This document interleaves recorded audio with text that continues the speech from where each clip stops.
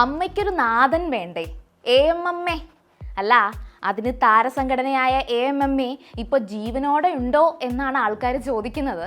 ഇനി ഒരമ്മ വേണോ വേണ്ടയോ എന്നാണ് സിനിമയിൽ പോലും പലരും ചോദിക്കുന്നത്. അമ്മ കഥാപാത്രങ്ങൾ പോലും ഇന്ന് മലയാള സിനിമകളിൽ ഇല്ല.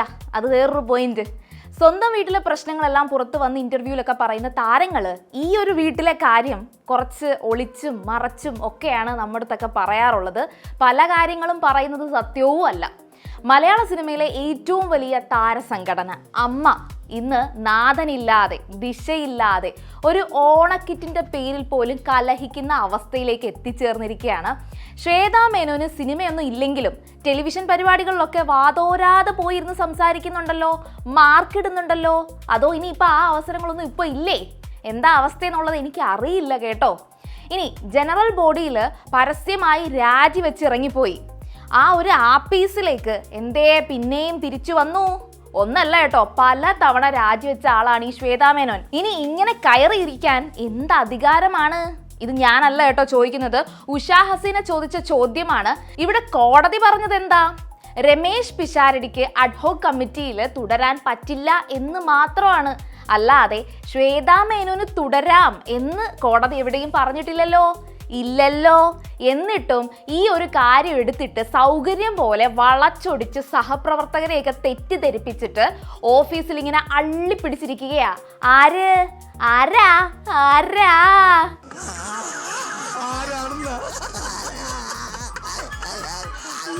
വേറെ ആരുമല്ല, ഈ ശ്വേതാ മേനോൻ തന്നെ.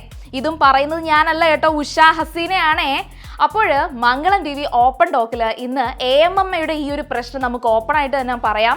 ഞാനല്ല, ഇവിടെ എല്ലാം ചോദിക്കുന്നത് ഉഷാ ഹസീന തന്നെയാണ്.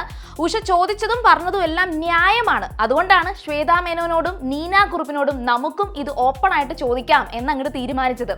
ആദ്യം ഓണക്കിറ്റിന്റെ കാര്യത്തിലേക്ക് വരാം. നീന കുറുപ്പ് ഫോൺ എടുക്കുന്നു, അംഗങ്ങളെ ഓരോരുത്തരെയായിട്ട് അങ്ങോട്ട് വിളിക്കുന്നു. കിറ്റ് വേണോ, കിറ്റ് വേണോ?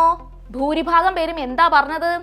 ഞങ്ങൾക്ക് വേണ്ട, നിയമപരമായിട്ട് അധികാരം പോലും ഇല്ലാത്തവരുടെ കിറ്റ് ഞങ്ങൾക്ക് വേണ്ട.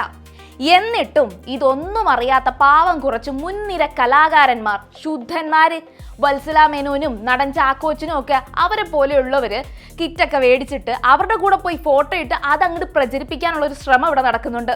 സംഘടനയിൽ ഇത്രയും പ്രശ്നങ്ങൾ ഉണ്ടാക്കിയതിൽ മുൻപന്തിയിൽ നിന്നത് ആരാ?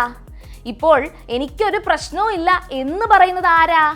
നീന കുറുപ്പ്. ലക്ഷ്മിപ്രിയ അമ്മയിൽ നിന്ന് പോയി, എനിക്കിനി ഒരു പ്രശ്നവും ഇല്ല, അതായിരുന്നു എൻ്റെ പ്രശ്നം എന്നാണ് നീന കുറുപ്പ് പറയുന്നത്. ഇതെന്ത് നിലപാടാണ്? കാറ്റ് ഏത് ദിശയിലേക്ക് വീശുന്നു അതിനനുസരിച്ച് നിലപാട് മാറുന്നതാണ് ഇവിടുത്തെ നിലപാടെന്ന് പറയുന്നത്. അമ്മയ്ക്കൊരു പെൺമക്കൾ ഗ്രൂപ്പുണ്ട്, കുറച്ചു പേർക്കൊക്കെ അറിയാലോ, അങ്ങ് വാട്സപ്പ് ലോകത്താണ് കേട്ടോ. അവിടെയൊക്കെ ഈ നീന കുറുപ്പിന്റെ ഈ ഒരു നിലപാടില്ലായ്മ വലിയ ചർച്ചയായിട്ടുണ്ട്. ഇനി നമുക്ക് ഹേമ കമ്മിറ്റിയിലേക്ക് വരാം.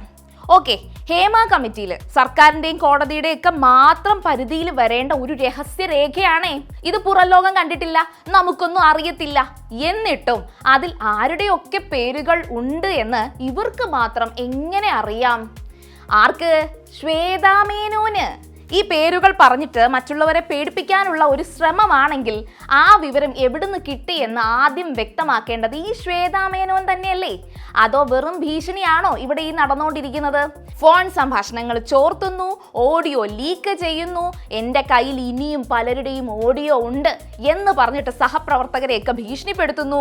താരസംഘടനയെ വെച്ച് തന്നെ നമുക്കൊരു സിനിമ ചെയ്യാം. അമ്മാതിരി കഥകളാണ് ഓരോ ദിവസവും പുറത്തിങ്ങനെ വന്നുകൊണ്ടിരിക്കുന്നത്.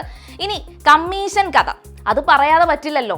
അമ്മയുടെ ചരിത്രത്തിൽ ഇന്ന് വരെ ഇല്ലാത്ത ഒരു കാര്യമാണ് ഈ സ്പോൺസർമാരെ ഇങ്ങനെ കൊണ്ടുവരിക, 25% കമ്മീഷൻ. ഈ സേവനം മാത്രം ലക്ഷ്യമാക്കി പ്രവർത്തിച്ചിരുന്ന ഒരു സംഘടനയിലേക്ക് പണത്തിന്റെ കമ്മീഷൻ കൊണ്ടുവരുന്നത് ആരാ? ഓണക്കിറ്റും ഇത്തരം കമ്മീഷൻ പരിപാടികളുമൊക്കെ.